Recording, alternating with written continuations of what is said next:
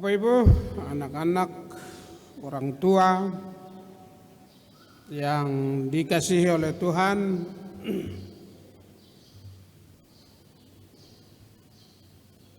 pada tema hari ini untuk anak-anak,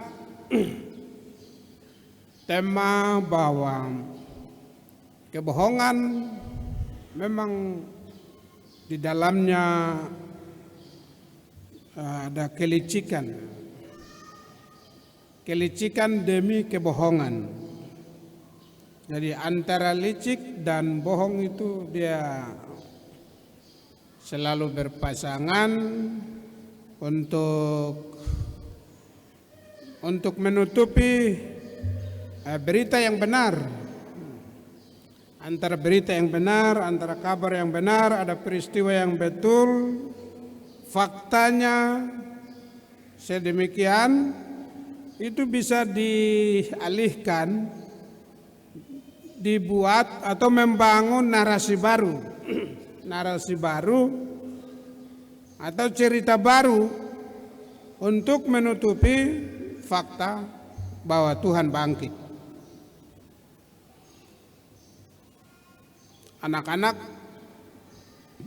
Anak-anak pernah berbohong kepada orang tua tidak? Anak-anak SMP sudah, seberapa kali SMA dengan SMP itu? Setiap pagi berbohong. Tapi berbohong dia punya tingkatannya oke. Dia punya sanksinya kan ada berbeda-beda. Bohong yang sanksinya hanya ditegur itu mungkin berani, betul? Tapi bohong dia punya sanksinya lihat begini, ini bisa dapat pukul misalnya. Ini artinya kasusnya agak berat sedikit. Apakah itu sudah pernah buat berbohong? Yang kasus yang agak besar sedikit, berani. Yang anak-anak yang masih di bawah itu contohnya ini, cerita begini. Ada dua anak kecil seperti ini, anak kecil seperti ini. Yang ya bukan di tempat lain. Anak kecil ini seperti ini umur 5 tahun ke 6 tahun itu. Dorang dua, dia dengan dia punya adiknya. Jadi dorang dua tinggal di rumah, mamanya keluar. Mungkin dia beli minyak goreng di depan. Lalu anak ini ke dapur, lalu dia kasih jatuh gelas, baru gelas dia pecah situ. Adiknya lihat. Adiknya bilang, iya saya kasih tahu mama. Lalu mama pulang cepat-cepat, kakaknya sudah takut. Jadi kakaknya ini dia punya mata itu kayak adik terus. Mama buka pintu masuk, kakaknya itu dia sudah lihat-lihat adik nih. Awas saya kalau kasih tahu. Begini adiknya bilang, kalau begitu kasih gula-gula boleh. Oh sudah, kakak dia cari jalan, kasih gula-gula dia. Nah ini ya, jangan kasih tahu. Oh iya sudah. Mama datang, ya, masuk dia begini gelas pecah di situ. Lalu mama bilang, adik dengan kakak siapa yang kasih pecah gelas ini? Lalu adik lihat kakak, kakak lihat adik. Lalu kakak dia lihat lagi begini ada bunyi seng sebelah situ. Lemari lihat begini kucing. Kakak bilang itu kucing yang kasih jatuh. Jadi kasihan kucing jadi sasaran. Lalu adik bilang, adik lihat kakak kucing. Jadi dia bingung. Tapi karena sudah terima gula-gula, dia diam saja. Itu cerita bohong ya, ini cerita bohong yang membuat adiknya ini tidak bisa kasih tahu jujur bahwa ini kakak yang kasih jatuh. Tapi Ya, mama juga dia lihat begini antara adik kakak dengan kucing. Ya sudah, dia percaya bahwa pasti ini kucing dia jalan salah di situ dan selesai. Kakaknya ini besoknya dia masih, adiknya ini besoknya dia tegur. Sekarang saya mau kasih tahu. Kakaknya ini dia harus pergi cari gula-gula lagi. Jadi selama 2 hari, 3 hari itu kakaknya ini harus kasih gula-gula terus sampai lupa. Nah, itu begitu.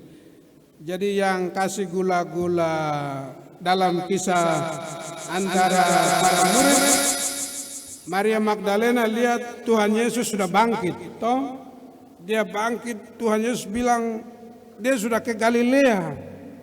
Tuhan Yesus bilang kamu ke Galilea, kita ke sana. Ajak para murid ke sana, baru dia sudah bangkit. Hai salam, jangan takut. Itu sudah Maria Magdalena, para murid sudah tahu bahwa Tuhan ini sudah bangkit. Sekarang yang tadi seperti kakak itu, imam-imam kepala tadi, dia dengar begini, para penjaga kubur itu dia pergi kasih tahu bahwa Yesus sudah bangkit dan sedang.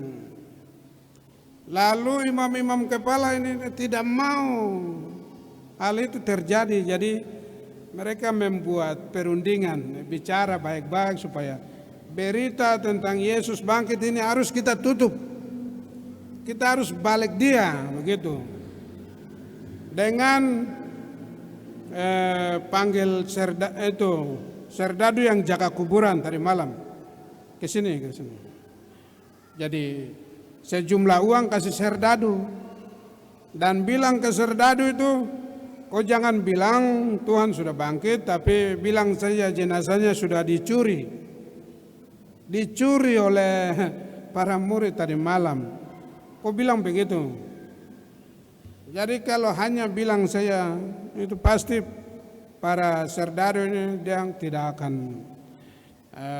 mengatakan begitu. Tapi karena para serdadu itu imam-imam kepala kasih gula-gula, yaitu sejumlah uang. Makanya mereka menyebarkan berita yang lain bahwa Yesus dicuri mayatnya. Padahal Yesus sudah bangkit. Ini satu kebohongan yang dibangun tadi dengan kebenaran yang ada kebangkitan, ini sudah beda. Jadi yang berbohong tapi ada kelicikannya dibayar supaya berita bohongnya itu betul-betul seakan-akan ini yang benar. Bapak Ibu, adik-adik yang terkasih, seperti tadi anak kecil tadi, adik yang selalu mengungkapkan kebenaran, kakaknya ketakutan. Jadi soal kebenaran itu yang ditutupi oleh kebohongan pasti ada rasa ketakutan terus selagi diungkapkan. Musuh dari kebohongan itu kebenaran. Jadi orang yang berbohong itu akan dikejar-kejar oleh kebenaran, akan didesak, akan ditakuti, didesak, sampai dia harus ungkapkan, baru dia akan merasa damai, tenang. Begitu anak-anak jadi belajar untuk bangkit melihat Yesus. Untuk melihat Yesus itu di tengah-tengah itu ada palang dengan segala kebohongan, kelicikan. Kalau kita sudah dalam diri kita itu menantang menantang atau menolak ketidakbenaran, pasti kita sudah melihat Yesus dan kita juga bangkit. Jadi kebohongan itu baik atau tidak? Anak-anak, baik tidak? Kebohongan. Ya, kebohongan itu memang tidak baik. Ya, jadi jangan belajar dari hal-hal kecil ya. Misalnya hal-hal kecil di rumah setiap saat anak ini sudah berbohong dari yang kecil-kecil itu. Dia naik tingkat SMP, dia sudah berbohong dengan apa? Karena di rumah sudah sukses jadi tingkat SMP semua itu dia langsung berbohong yang lebih rumit lagi. Lebih besar lagi, lebih besar. Dan kalau dia semakin besar, dia semakin orang tua, remaja, dia punya tingkat kebohongan itu nanti dia akan lebih agak tinggi lagi. Apalagi sampai orang tua itu dia punya cara kebohongan itu pasti lebih rumit-rumit lagi nanti. Apalagi jadi pejabat, aduh. Apalagi jadi tokoh ini, pejabat ke tokoh. Dia punya kebohongan itu lebih tajam lagi. Misalnya korupsi, kolusi ini. Untuk itu biasanya main dengan uang semua. Korupsi ini dibayar karena ini supaya tutup mulut misalnya. Kita sudah buat ini tapi sudah kita tutup mulut, tapi jangan ceritakan ini misalnya. Ada banyak kasus toh, kasus antara si A dan si B, kemudian sudah kita bayar saja supaya kau jangan. Jadi ini sudah terjadi di tingkat imam-imam agung dan tua-tua. Di dalam kitab suci ini sudah ceritakan, sehingga pasti sampai saat ini kebohongan yang seperti itu dia terus dilakukan. Tetapi bahwa harus mengutamakan kejujuran, kebenaran, menyatakan fakta, jujur. Itu yang pasti dengan sikap ini kita sudah bangkit. Dengan sikap jujur, belajar dari kecil-kecil hal-hal yang harus menyampaikan dengan kejujuran, yang benar sampaikan yang benar. Maka dia semakin lama engkau mengucapkan bohong juga pasti takut atau rasa gelisah. Maka dengan demikian kita Tuhan bersama Tuhan bangkit dan pasti ketemu Tuhan di Galilea dan pergi ke sana.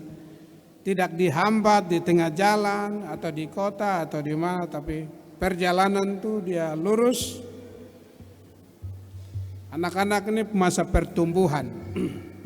Ini pesan untuk orang tua.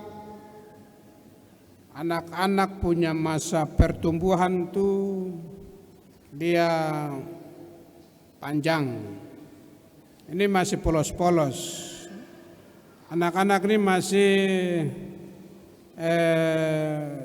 polos, suci, dan mereka tidak tahu apa-apa. Karena itu orang tua lah yang harus menanamkan nilai kejujuran, kebenaran. Nilai kejujuran dan kebenaran di rumah harus dimulai dari mulut dan tindakan orang tua. Mulut dan tindakan orang tua Harus ucapkan itu dengan tindakan-tindakanmu.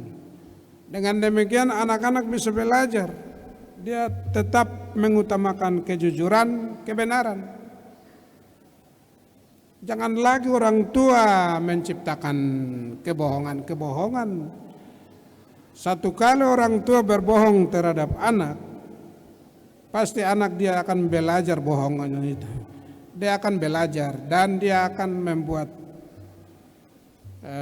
kebohongan itu sebagai satu nilai yang baik, padahal tidak. Jangan membuat cerita yang agak palsu.